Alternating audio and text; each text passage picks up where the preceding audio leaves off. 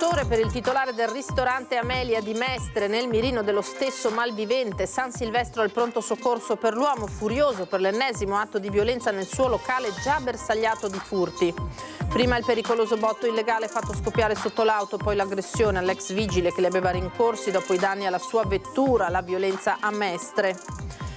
Si terranno sabato alle 11 i funerali di Renzo Di Francesco, talent scout di artisti locali e nazionali, l'addio nella chiesa della Madonna della Salute nella sua catena di Marghera. Paura al Lido di Venezia quando dei ragazzini per far esplodere i petardi hanno involontariamente dato fuoco a un albero, le fiamme visibili alte in cielo la notte di Capodanno. In 50.000 col naso all'insù tra Mestre e Venezia, tra le piazze San Marco e Ferretto per vedere i botti di fine anno, tutto si è svolto per il meglio senza gravi incidenti tra balli e feste in musica. Temperatura dell'acqua a circa 8 gradi, 350 partecipanti. A Jesolo il tuffo di Capodanno è arrivato alla quarta edizione, ricavato interamente in beneficenza. In 2000 hanno dato il benvenuto al 2025 invece sulla spiaggia del Lido di Venezia con il bagno degli ibernisti e l'appello di scarcerazione della giornalista Cecilia Sala.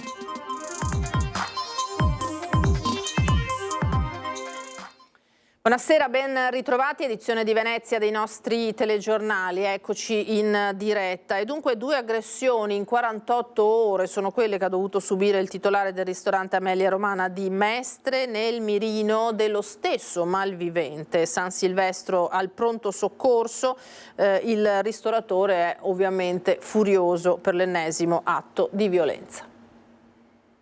E mi sembra di andare in guerra, io non sto più andando al lavoro, la mia famiglia mi vede uscire, mia compagna non dorme più la notte perché è preoccupata, mia figlia è uguale. Abbiamo paura e non sappiamo come difenderci, cioè cosa succede qua? Che poi io devo difendermi e devo aspettare che mi dà una coltellata per primo per potermi difendere. Così Luca Serpente dopo la doppia aggressione subita a Capodanno e la sera del 30 dicembre nel suo locale di Mestre, l'Amelia Romana, lungo via Giustizia tra la stazione dei treni via Milanese. Il 31 sera arriva qua alle 10:30 circa con un mattone gigantesco in mano, un foratino che viene fermato da dei clienti e costretto a lasciare il mattone fuori perché stava entrando dentro col mattone. Te ne devi andare, te ne devi andare. Picchiato da uno sbandato di origine congolese, minacciato insieme ai clienti anche con questo mattone come ripicca per non avergli offerto da bere al banco come preteso invece dall'aggressore. Dove lui comunque mi viene addosso, mi butta giù il telefono, anche lì insomma mi ha procurato delle scoriazioni, delle ecchimosi. Sono andato a farmi refertare all'ospedale Campo San Piero. Oltre alle botte, minacce, anche i danni alle vetrine del locale infrante la sera del 30, al rifiuto del proprietario di versargli da bere, lo sbandato, divenuto aggressivo e violento, si è pure sdraiato a terra davanti al ristorante e così ha replicato anche a San Silvestro alla presenza dei 200 clienti, gettando davanti alle porte del locale questo bidone dell'umido. Io sto uscendo con lo spray al peperoncino, veramente sono amareggiato, tanto. Il ristorante di Serpente tra quelli più colpiti dalla raffica di furti a Mestre. Risaputo che qua ha avuto più di 10 fra tentati e non e riusciti, furti, vandalismi eccetera eccetera, è la zona e quindi è così. Adesso io e i miei dipendenti hanno paura anche di fare la chiusura. Qua la sera siamo nel Bronx. Da un episodio all'altro parliamo del caso dell'ex vigile al volante ferito e poi aggredito da un gruppo di ragazzi che ha lanciato una cosiddetta bomba Sinner sotto l'auto in corsa, il fatto a Mestre proprio la notte di San Silvestro. 65enne ex agente della polizia locale in pensione da poco se l'è vista davvero brutta la notte di Capodanno. Prima si è ritrovato un petardo Sinner lanciato contro la sua auto nuova fiammante con danni quantificati in oltre 10.000 euro. È definito la bomba Sinner perché è rivestito di carta arancione come i capelli del noto tennista e gliel'hanno buttata sotto la macchina facendo esplodere gli airbag e facendo saltare l'impianto elettrico. La macchina ovviamente si è bloccata. L'ex vigile ferito e sotto shock poi è stato anche aggredito dalla banda di ragazzi che gli hanno lanciato il petardo, tutti tra i 20 e i 30 anni, tra cui una ragazza, un magrebino e alcuni italiani. Il fatto a Mestre, alla Bissuola, in via Baglioni. E di tutta risposta si è trovato le mani al collo. Esatto, ma queste sono purtroppo delle situazioni che non dovrebbero succedere. Al vaglio della polizia locale la visione delle telecamere di videosorveglianza lungo la strada in cui si è verificato il fatto per capire la dinamica dell'accaduto e identificare uno ad uno gli autori del lancio della bomba Sinner. È un atto delinquenziale di suo. Dopodiché questi non hanno il senso della misura. Già identificati e denunciati invece al Tribunale dei minori bulli, tutti minorenni, che in centro a Mestre, tra il piazzale Donatori di Sangue e Piazza Barche, hanno lanciato in aria quanto incontravano lungo il loro passaggio, tra tavolini, sedie e fioriere, sequestrato un macete oltre diverse dosi di sostanze stupefacenti. 2 infine i DASPO emessi a Venezia di 48 ore nei confronti di altrettanti turisti americani molesti perché decisamente ubriachi. Nel bilancio degli interventi dei Vigili del Fuoco, invece, la notte di Capodanno, anche quello per spegnere un incendio ad un albero in Riva Pasquali, a Cabianca, Lido di Venezia. Le fiamme sono state appiccate per gioco da un gruppo di ragazzi minorenni che si stava divertendo facendo esplodere dei petardi. La situazione però è sfuggita di mano e il fuoco ha attecchito su un albero. Solo il tempestivo arrivo dei pompieri che hanno domato le fiamme ha permesso di evitare che l'incendio visibile a distanza si propagasse ulteriormente. Voltiamo pagina, parliamo di emergenza abitativa. Assieme al lavoro sarà ancora la casa il problema più urgente a Venezia da affrontare nel 2025. Gli appartamenti sfitti, per quel che riguarda il patrimonio gestito dal Comune di Venezia, sono 1077 su 5337.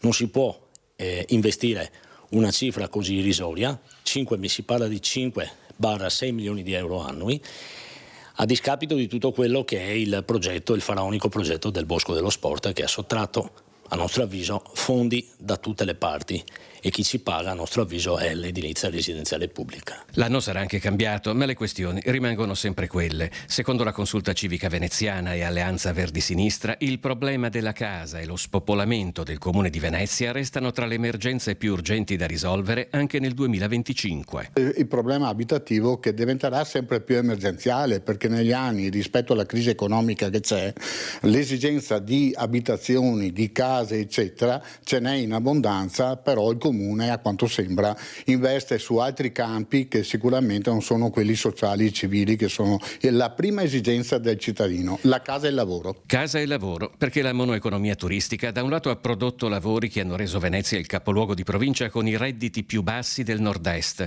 Dall'altro, il comune in cui cercare casa nel mercato privato è difficilissimo o molto caro, proprio perché ci sono i turisti. Una spirale certificata dai numeri dei diversi studi che si stanno accumulando sull'argomento. Ci sono poi dei casi particolari di singoli che voi avete portato all'attenzione? Certo, ce ne sono, e uno dei più grossi è quello della signora Santi. È stata sfrattata da latte, l'hanno messa da un albergo a un campeggio, da un campeggio a un appartamento che pagava lei 900 euro e non loro. Scusate, ma le emergenze abitative, io voglio capire, perché io non ho solo la Santi, ne ho altre 4. Una vive con 139 euro e gli danno 300 euro per potersi pagare l'affitto e gli dicono di trovarsi un privato. Il 3 dicembre 2023 a Ca' Farsetti era stato presentato il piano casa 2024-2026, 28 milioni di euro per la riqualificazione e riassegnazione di circa 500 alloggi di proprietà comunale. Piano casa che è stato dimezzato, sono 13 milioni di euro in 3 anni, però se facciamo il calcolo sono gli stessi investimenti che si fanno anno per anno, famosi 4, 5, 6 milioni di euro.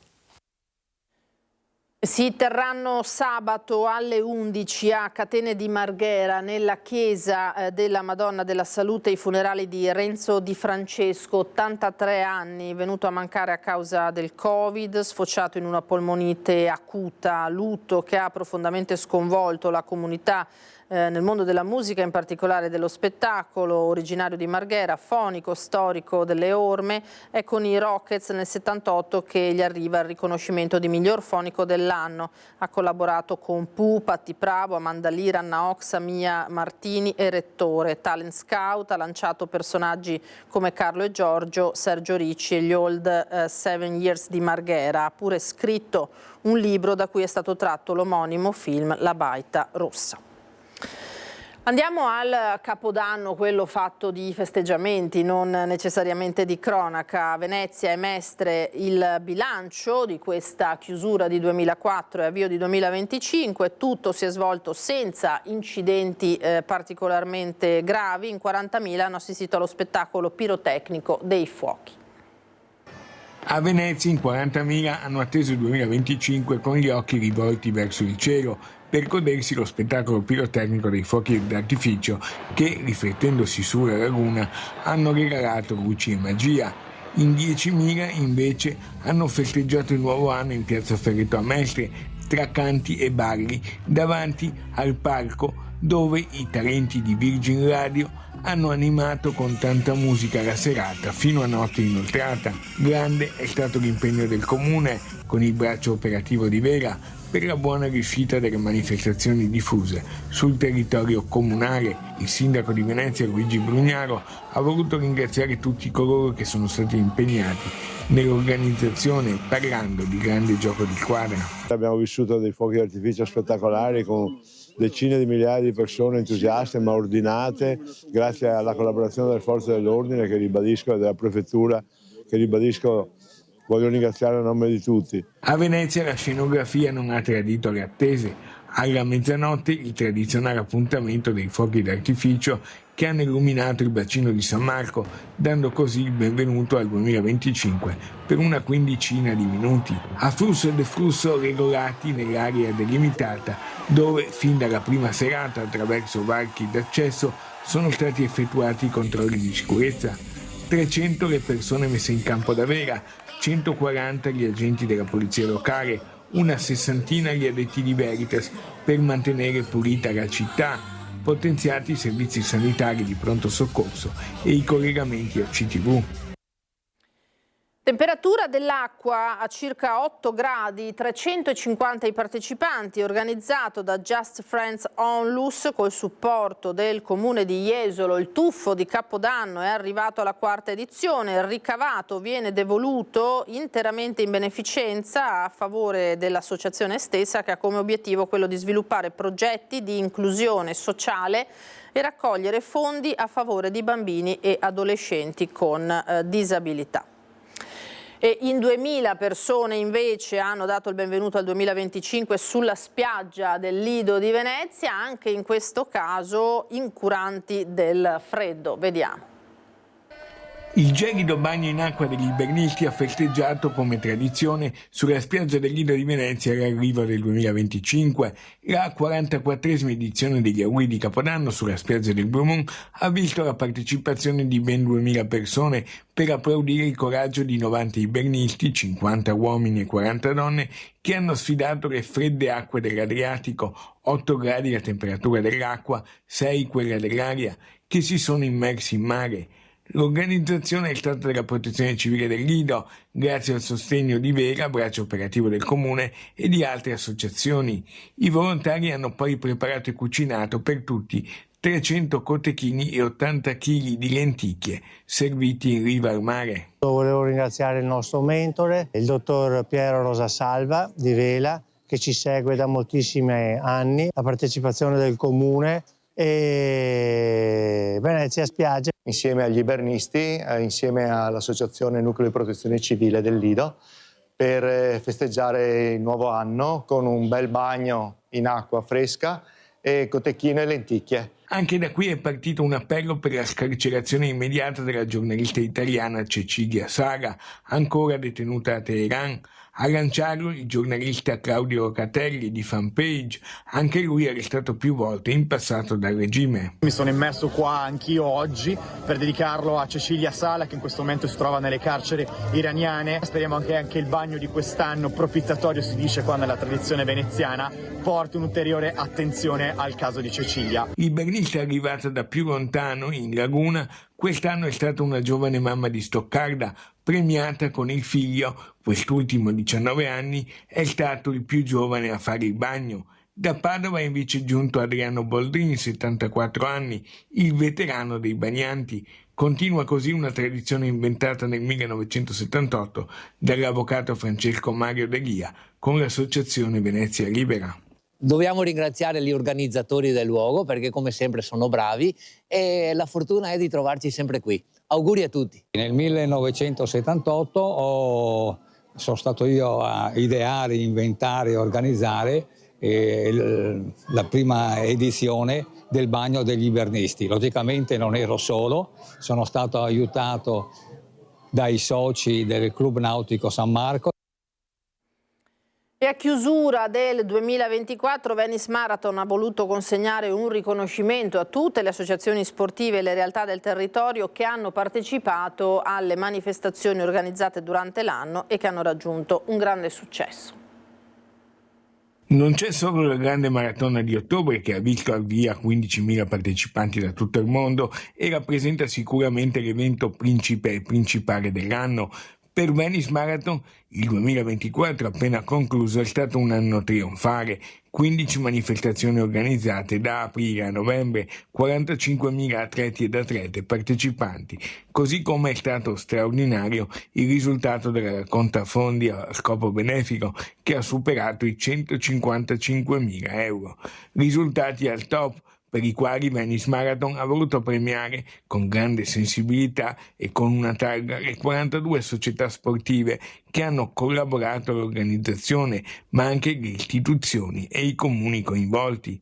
È stata anche l'occasione al centro commerciale Le Porte di Mestre per festeggiare insieme e portare a conoscenza alla platea alcune storie di impegno e tenacia sportive davvero sorprendenti.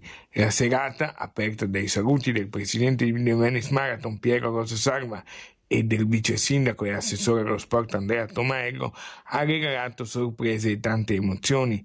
A tutti è arrivata una semplice parola: grazie. È un bellissimo momento di aggregazione, di festa e di integrazione con il territorio. Avere tutte le città sportive qui per noi è veramente un orgoglio e un onore. Gli auguri li facciamo alla Venice Marathon, che il prossimo anno compie 39 anni, ma che ad oggi ha già più di 2.000 iscritti, quindi puntiamo sempre a battere ogni record ogni anno. È bello vedere come c'è sempre grande partecipazione di tutte le società del territorio. Io faccio anche un augurio di pace che possa rendere più sereno tutto quello che è l'ambiente e così poi saremo anche noi più sereni nel fare l'attività sportiva, nella pratica e anche, consentitemene dirlo, a tutte le società che svolgono attività per i disabili, come abbiamo visto questa sera che abbiamo premiato, a cui faccio l'augurio di proseguire la loro attività con la massima efficacia.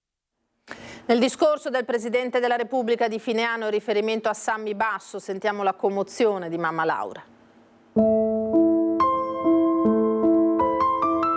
Gli occhi sono lo specchio dell'anima e in quelli di Laura Lucchin, la mamma di Sammy, c'è tutto l'orgoglio di un genitore, c'è un oceano d'amore bagnato dalla commozione e c'è la forza, ereditata proprio da Sammy, di voler guardare al futuro con fiducia.